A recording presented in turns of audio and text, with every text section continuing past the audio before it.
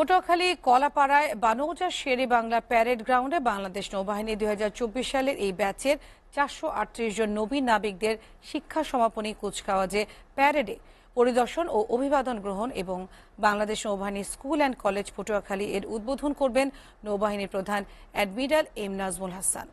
এ সময় তিনি কৃতিত্বপূর্ণ ফলাফল অর্জনকারী নবীন নাবিকদের মাঝে পুরস্কার বিতরণ করেন। এতে নৌবাহিনীর 2024 ব্যাচের মধ্যে সর্বোচ্চ নম্বর অর্জন করে সেরা চৌকস নাবিককে নৌপ্রধান পদক, কমখুল পদক, শেরেবাংলা পদক এবং প্রীতিলতা ওয়াদেদার পদক প্রদান করা হয়।